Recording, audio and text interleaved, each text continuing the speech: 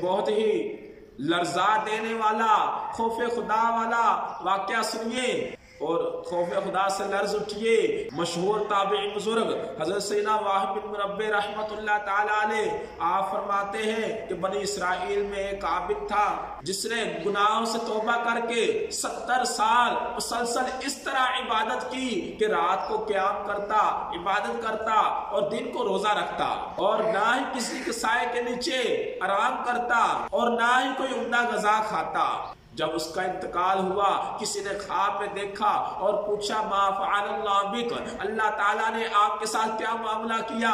उसने कहा कि अल्लाह ताला ने मेरा हिसाब लिया और सारे गुनाह बख्श दिए मगर एक लकड़ी जिससे मैंने उसके मालिक की इजाजत के बगैर दांतों में खिलाल करने के लिए ली थी और ये मामला हकूकुल इबाद का था और वो माफ कराना रह गया।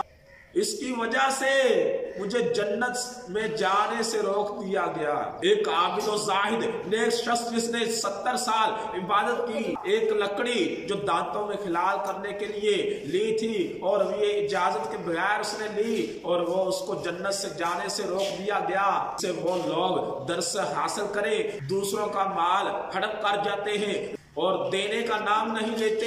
हजरात कर्जा इस नीयत से लेते हैं कि हमने कौन सा वापस करना है। याद रखिए हकूकुल इबाद का मामला बहुत ही नाजुक है।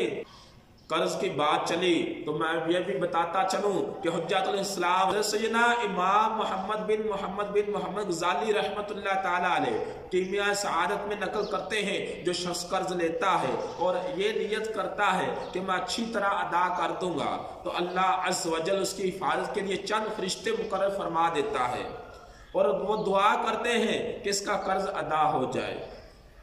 और अगर कर्जदार कर्ज अदा कर सकता हो तो कर्ज पा की मर्जी के बगैर अगर एक घड़ी भी ताखीर करेगा तो गुनाहगार होगा और जालिम करार पाएगा, रोजे की हालत में हो या सोया हो, और इस पर अल्लाह की लानत उतरती है।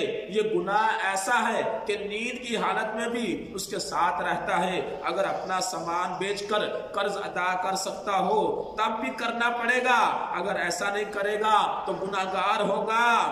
ये फेल कबीरा गुनाहों में से है मगर लोग इससे मामूली समझते हैं।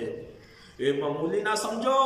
अगर किसी का 1 रुपया भी देना है इसी वक्त वापस कर दो या माफ करा लो, वरना याद रखो मरने के बाद सख्त पछताएंगे। हिसाब किताब का मामला हुआ तो फिर कहां जाएंगे?